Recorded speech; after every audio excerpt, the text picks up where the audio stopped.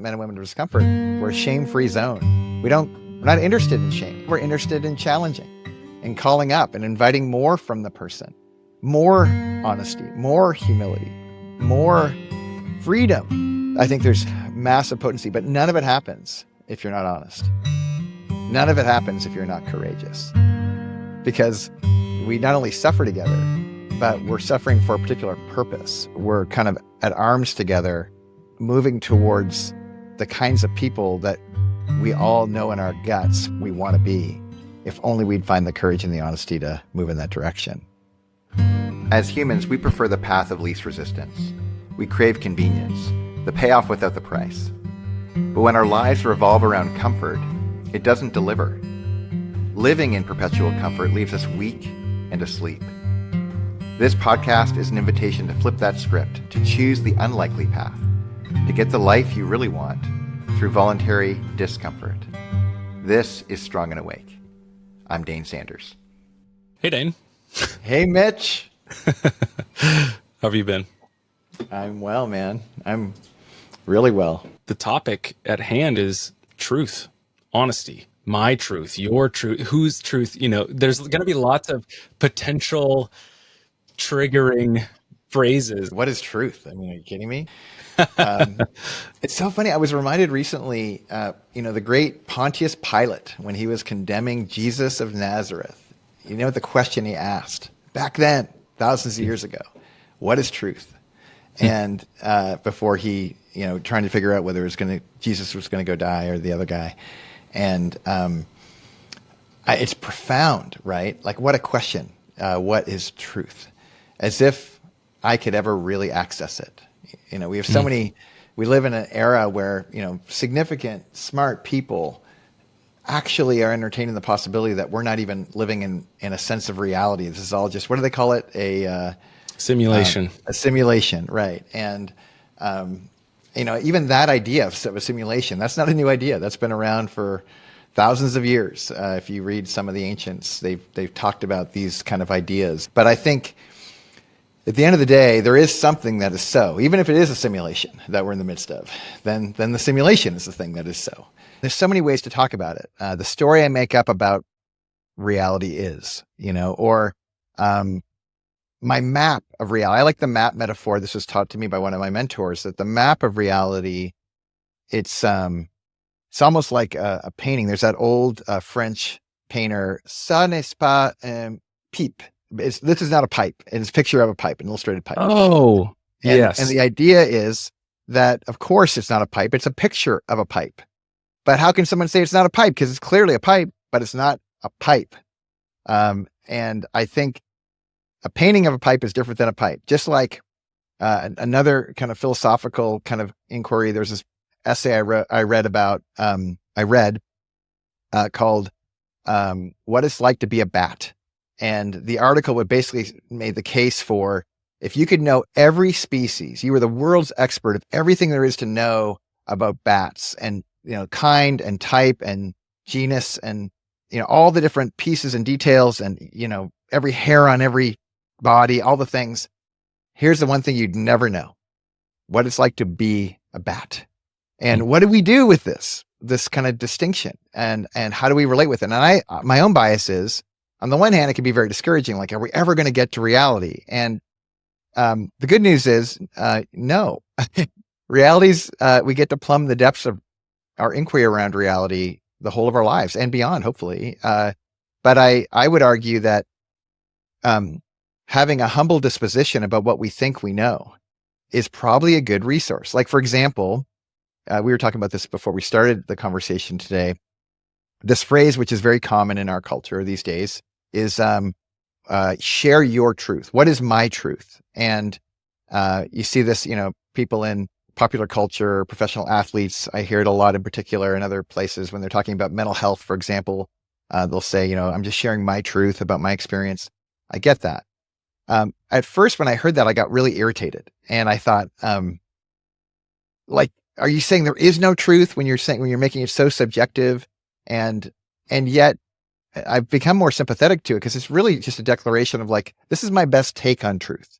This is my vantage point, my map of reality. And in the best cases, people who say that mean I'm open to being wrong. There's more for me to learn. I have a lot of access points if I would be courageous enough to go look at it. Some people, of course, don't mean that. They mean my truth and everyone has their own truth and there's no real thing as truth. And therefore, we're just going to have a big fight about who's stronger, faster, has a higher status, and that truth is going to trump the day. That's kind of a boring conversation to me. But if we can still hold on to the idea that reality is, and we can have vantage points on it, and we can have a humble disposition toward it, we have an incredible opportunity to get curious and find out more if we're willing to be honest. And that is so difficult to do, because while we're trying to figure out what is so, we're also living in a world where it feels like we're competing for status, and we want to look good and feel right and not be shamed or feel badly, or and these conflicting motivations and incentives are at play constantly. And in the middle of that, we're trying to figure out, gosh, if I'm not willing to be honest to say what I don't know, or stop short of claiming that I know more than I do, gosh, we get ourselves into trouble. We set the table in such a way that we limit our learning. And I know I'm guilty of that, have been my whole life. And like when I speak in hyperbole, or I make claims to things, like someone says, "Oh, have you read such and such?" Like even a moment ago when I said I read that article, What It's Like to Be a Bat, I remember I was assigned that article. I wondered, did I actually read it, or did I read a synopsis of it? Or like, I don't know the truth on all those answers. Even when I think back, like it was grad school, it was kind of a crazy time. I probably skimmed it, and it's just so tempting to overstate. And I have found the more I'm willing to understate, or at least state things plainly and get curious, a lot of opportunity opens up. Can you relate to any of this, Mitch? Can I ever? I think there are so many different moments that kind of spoke to me, or in a less woo-woo turn of phrase, just stood out to me. And for me, I've been on my own journey of being more intellectually honest with myself, and doing that without holding judgment. I think oftentimes we might blame culture or Disney or whatever you want to blame for our coddling culture, our pursuit of comfort. And one of those kind of subversive things is a lack of honesty with ourselves, because we're afraid of that judgment that comes with it, or the weight that comes with truth or honesty. And I think I've kind of succumbed to that lie, or I believed that lie, and have been so used to that pattern of thinking that, in what I think is less malicious but more out of self-preservation, have avoided being honest with myself or with others, sometimes subconsciously or unbeknownst to me. Yeah. Which is why I think, one, acknowledging that this is a map, that this is something that can get more detailed with greater exploration and discovery and study, but also with practice. You can't make a more detailed map without raising the sails and getting out there. And I think one thing that I've been navigating, to keep using this map metaphor, is how do I do those things without with feeling guilt, maybe? Because, like you said, Dane, in the past in conversations, the truth is, like, yes, you might have missed the mark, or you are guilty, but to feel that guilt without shame and without the self-loathing or the hiding or the retreating that often comes with that. So as part of what we do here in Men and Women of Discomfort is we get to hold account for what we have committed to as a part of this community, and committed to for ourselves.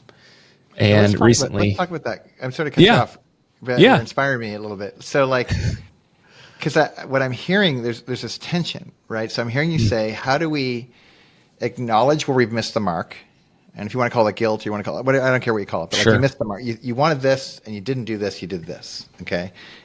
Or you did that, whatever the thing is. And there is a desire to avoid a certain kind of feeling. And let's call that shame or bad. And I'm not a psychologist, so I don't want to pretend to be, although I've spent a lot of time with psychologists. I don't think you go for how can I not feel that feeling, because that's honestly what sends a lot of people, at least myself, in a tailspin. It's like I'm really willing to do whatever it takes to not feel that feeling. That's what I'm going for, and I think that perpetuates the running away, the hiding, the wishing it would just go away. No, I didn't do it. I didn't do it. Oh no, you did it. And it's so difficult. It's so difficult for every human on this planet, because we all miss the mark, like all of us. There's no one who doesn't. And even our heroes, like most every hero we have, they were heroes because at some point they were just they've missed the mark so badly. Someone that comes to mind for me is someone like Kobe Bryant, the late great Kobe Bryant, the Kobe Bryant who inspired millions and continues to. He was in Newport Beach. I was in Newport Beach. Our daughters were in a play together at one point. Like my son and I had these amazing kind of, magic moments. We went to the NBA All-Star game in Los Angeles when he won the MVP one year, and we both would wear Lakers jerseys, and it was just this amazing kind of experience. And it's public knowledge. He also had some massive moral failures, and I think one of the things that buoyed him was his performance on the court. People just kind of forgave the other part. And if he hadn't performed on the court, well, what would have happened, in those kinds of cases? And my gosh, it gets so complex so quickly. So my point is simply, it's not to pick on Kobe. I'll pick on me. Like my moral failures left and right, if you actually got into the mix. And I know every single person who's listening or a part of this conversation right now, if they're honest with themselves, we've all missed the mark so badly. And the question becomes, what do you do with that? And one thing I'll point to, and it's a nod for you and I both, and several, gazillion people around the planet. If you have a faith tradition that accounts for the human condition, that allows for, to my knowledge, Christianity is particularly helpful in this regard around grace. That's a very helpful resource to navigate these kinds of things. But even the Christian friends that I have, myself included, who have access to grace, don't lay claim to it right when you need it. Because if we fully lived in the reality of the grace that we have available to us, shame just wouldn't show up. Because it's been taken care of. Neither would fear. We'd be relaxed in our kind of disposition. And I think on some level, really our discipline, even at Men and Women of Discomfort, whether or not people have a faith tradition who are participating, I see them actually moving in the direction of experiencing grace. We're a shame-free zone. We're not interested in shaming, even while we're interested in challenging and calling up and inviting more from the person, more honesty, more humility, more freedom from agency, because they're willing and able to raise their hand and move forward incrementally, one day at a time. I think there's massive potency, but none of it happens if you're not honest. None of it happens if you're not courageous. It's why people who I get to do Men and Women of Discomfort with are practically my best friends, because we not only suffer together, but we're suffering for a particular purpose. We're kind of at arms together, moving towards the kinds of people that we all know in our guts we want to be, if only we'd find the courage and the honesty to move in that direction. And that's what I see you doing as my friend Mitch. That's what I see our whole community when we're at our best, and also why it often takes some time. There's, at the beginning of the journey with Men and Women of Discomfort, it's really about often really thin things, like people want to get in shape, or they want to look good in the mirror when they get out of the shower, or they want to whatever. Remember what it felt like to be an athlete when they were in their 20s or whatever their thing is. And I'll just say I'll own all of those. That's my own personal motivation. But, having done this a handful of times, more than a handful of times, what I've every single round, I can't plumb the depths of, I'm getting closer to reality. I'm more humbled in the process. But I'm also more able, I'm stronger, I'm more awake, I'm more able to love others. I have a greater capacity to not feel shame, to experience God's grace, to live into the fullness of who I was meant to become and actually become it. And that's the part that I just go, oh my gosh, like super practically, it sounds kind of silly, but today I was driving to CrossFit and we have some construction right by our house. And I pulled out of our neighborhood. I knew the construction was there. I was running late, totally on me. And, we live in a small town where you can get away with stuff in traffic. And I looked to my right and there was this like mile long line of people who had been waiting in line for it to go because it was a one way in both directions. And I literally just pulled a U-turn. I've done this several times this week. I pull a U-turn in front of everybody else. One construction guy is yelling at me and I come down to this other guy and they're literally like, there's electrical lines going where I'm supposed to drive. And this guy comes running over and he's really upset. And I kept my window up and I had my sunglasses on, like playing all the games, right? That are human to play because I had the power. And somewhere in the conversation, that transaction happened where I realized how arrogant of me that I thought I am this privileged, that I should be able to do whatever the hell I want and drive where I want and do what I think. And in the face of obvious missing it, like where I was cheating. Because I started talking through the window and I said to the guy, like, you guys are really disorganized up there. Like if your pylons were different kind of setup or whatever. And even as I was saying the words, I was like, I am a liar. I am a deceiver. I am missing the mark in real time. And I claim to be the leader of men and women of discomfort. Are you kidding me? I can't live in the discomfort of what I'm in the middle of. And somewhere in the middle of the conversation, as my words were coming out, this guy was so pissed. Finally, I rolled down the window and I actually said the pylon thing out loud. And he said, no, that's not true. The pylons are set up because we have to have a gate for the people coming up to come up and the people to go down. And there's no way to not do that. And I literally said, you're totally right. I am totally wrong. You are totally right. Will you please forgive me? And here's the amazing part. This guy instantly shifted. Like, I'm confident that I could have just been an ass, gotten through the intersection, kept on going, felt entitled, moved on. And my map of reality was like, I'm special and I'm awesome and I get to do whatever the hell I want. And I would have ruined his day. And it could have had a ripple effect where that guy could have gone on and been a jerk to his wife or his kids. And it just was one last straw on a day where he's never kind of appreciated for the work he's doing or whatever. And it was so micro. And I was the one that was guilty, 100% guilty. And all I needed to do was to see it and to stop it and to say it. Honestly, I didn't feel shame. I just felt like, oh, that's wrong. What's right is he's right. You're right. I'm wrong. And he just relaxed and he's like, no problem, dude. All good. We're great. And off he went. And the story I make up about him is I didn't ruin his day. I didn't set in motion a ripple effect that we do this all the time as humans constantly, but it's so unnecessary. So unnecessary. If only we can get in tune with reality, which is sometimes humbling, sometimes humiliating, but it's always redeemable. And I want to be the kind of guy who's willing to do that quicker. How fast can I get off of my arrogance and onto a path of living well, of I feel better, he feels better, and we're all good, but it could have been a nightmare.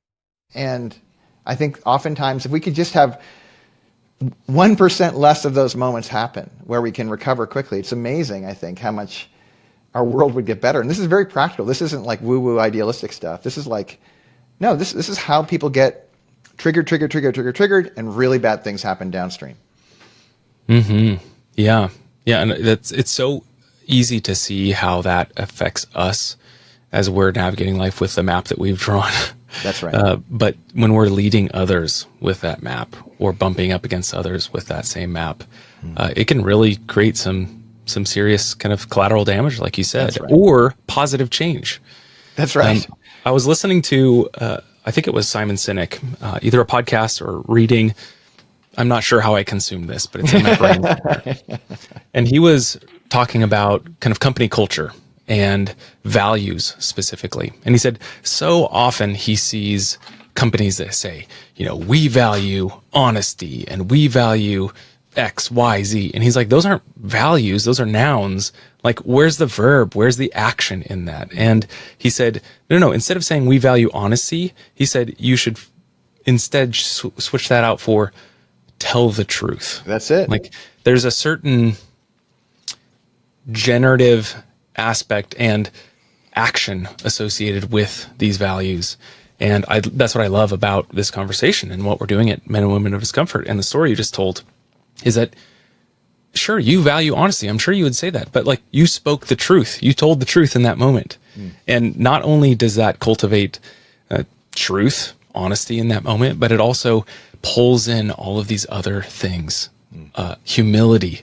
And I would argue that not only does it cultivate it, but in its best form, it's planted alongside all of those things, and that's where it can thrive.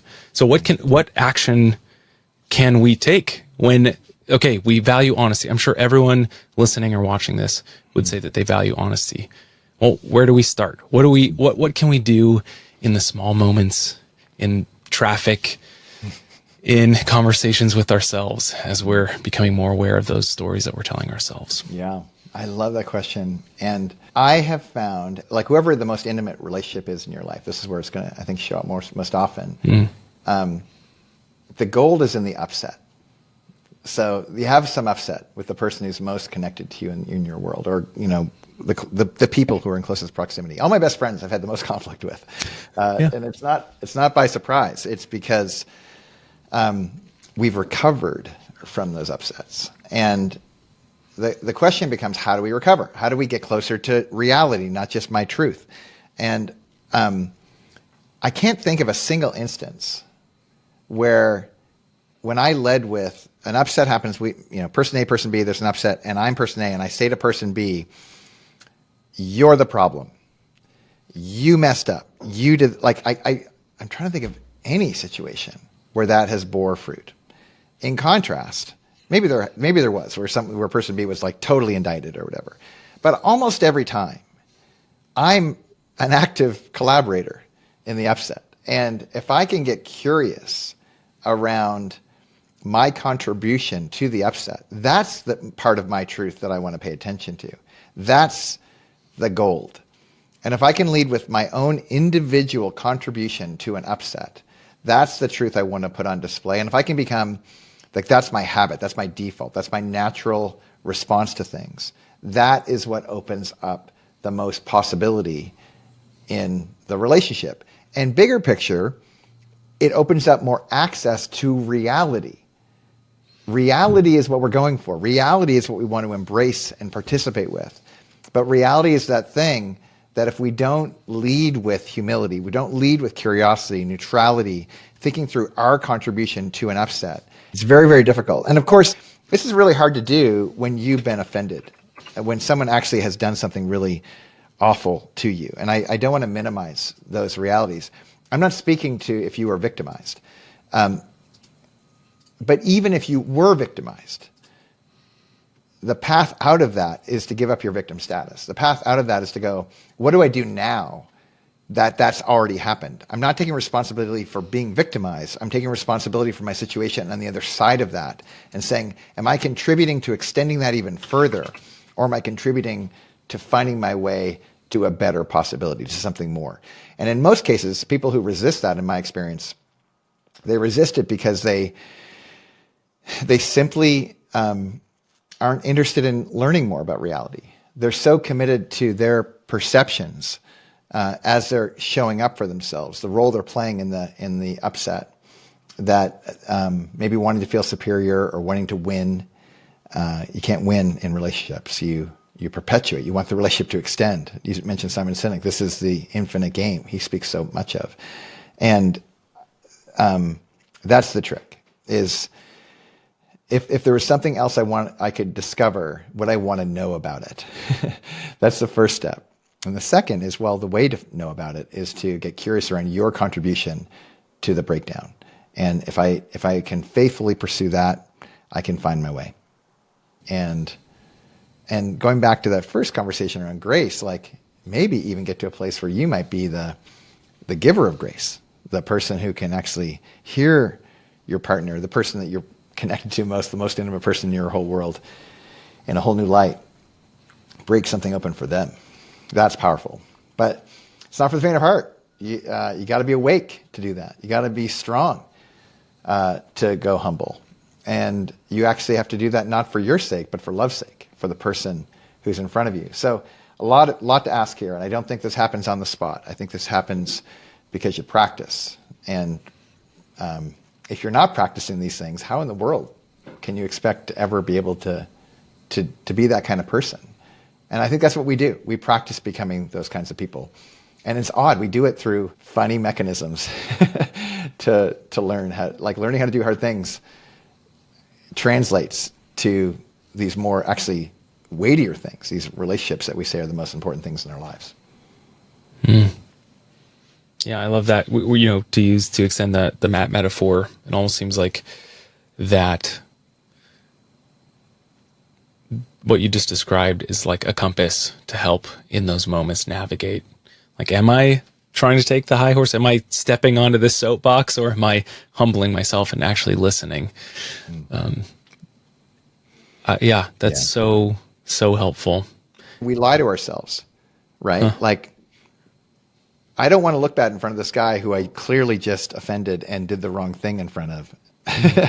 So I want to maintain that appearance, and I can get locked into a role. I know people who are hearing my voice right now, they can relate to this, where you're in a conversation, you're in a fight, and you almost have an out-of-body experience when you step away from yourself and you're like, that's not true.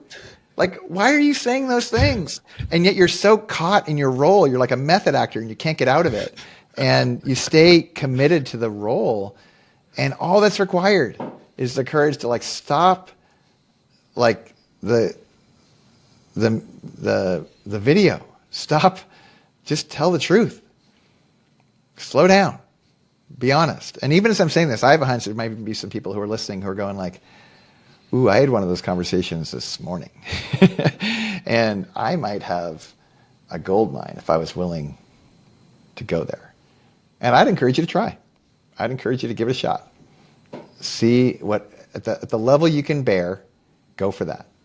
Even if it's minimal, go for that. And see if you can't open something up. Or if you want to learn how to do this in the whole of your life all the time, go to MWOD.io and sign up. Go apply. But it's probably not for you. It's probably not for you. You probably don't want to. That's right. Well, I think that's an appropriate ending, but I do want to spend just 1 minute digging into this, because I do think, yes, people hopefully at the end of this conversation are at least have more evidence for the importance of honesty in their own lives, or more tools to see when that is and isn't happening in their lives. But for those that don't have a partner, for those of us, I think to my conversation that I often have with my kids, those recurring conversation, they're upset, they're crying, what have you. And it's that out of body moment, but I'm the person that's outside of their body, and I'm asking, why are you upset? And they can't articulate it anymore. They've become so separated from that moment. But for those that don't have those little mirrors back to themselves of, our own struggles, our own dishonesty, our own sin, if you want to use that, what are some other ways that we can step into this, or put ourselves in the position to decide now to commit to something that will cultivate this in us more on the daily? How do we cultivate this practice? Yeah. The ancients, they would just get alone by themselves. Solitude. It's powerful. You get bored with yourself pretty quickly if you're by yourself long enough. And you start getting curious if you can bear it. That's a very tall order, though. Solitude is a pretty significant heavy weight. Pascal used to talk about, this famous French philosopher would talk about our biggest problem as human beings, this is a paraphrase, is our inability to sit by ourselves in our room. And imagine sitting by ourselves without a phone. What would that be like? So I do think that could be helpful. Get out of the echo chambers of our feeds and our stuff. It can be helpful. But I do think it's hard if we're going to be alone. Like, here's the rub. Henry and I just talked about this. Like, when we get alone, at first it just feels lonely, and we're just desperate to not feel lonely. But if you hang in there long enough, you get to a place of solitude. And actually, solitude, all the ancients knew this. That was like, if you could be okay by yourself, you could walk into any relationship and be honest, because you were practicing that thing. But if that feels like too big of a stretch, because it sounds too whatever, I would just say, like, pick the thing the thing that you don't like to do every day and do it every day. So for me, the beginning of my practice was, I talk about this all the time, was flossing my teeth. I never flossed my teeth, and I decided I was going to become a flosser. And if you want to become a flosser from day one and never miss a day for the rest of your life, I have an easy pattern to do. I took the cue from James Clear himself, the habit guy, and it's called habit stacking, where you put something that's already in place in your life that you're never going to miss second, and the new habit you want, slip it in just before it. So I decided I wanted to floss, and I just made a rule for myself that I didn't get to pee when I wake up in the morning until I flossed. And guess what? I've never missed a day of flossing since, because I'm really clear about it. So doing uncomfortable things, these are the building blocks, these basic fundamental things, because it raises agency and strength and awareness. And you start, we call this podcast Strong and Awake for a reason. That's the point. So doing things that make you strong and awake. Here's what doesn't make you strong and awake. All the things that you're drifting towards that are really easy. If that's your prescription for yourself to get to the kind of world that we've been talking about in this conversation, it will not get you there. That will not deliver. There's going to be some discomfort. And you can tell it's uncomfortable when you don't want to do it and you do it anyways. That's the trick. And if you can find some minimal viable practice to do that every day, get after it. You don't need men and women of discomfort. But if you want to guarantee that it's going to happen, like one choice to participate and we'll make the rest of your choices for you, and I promise you they're all going to be uncomfortable, come hang out with us, because we love to gently walk people through a process where this becomes normal. And they actually have a pathway to, I think, the life that is truly life. It's a good word. Well, for those of you who are listening and watching, we talked about a lot of things. And if you want to learn about all of those and extended episodes about each of those, we'll have those in the description or the episode show notes. And in addition to that, you'll also find more information about men and women of discomfort. Thank you, Dane. Really appreciate it. Thanks, Mitch. See you next time. This is Season 1, Episode 4 of Strong and Awake, the Unlikely Path podcast. Men and Women of Discomfort is our membership community, and we are open to everyone. But keep in mind, our tagline is, "It's probably not for you." If we're wrong about that, or if you want to find out for yourself, you can find us at MWOD.io.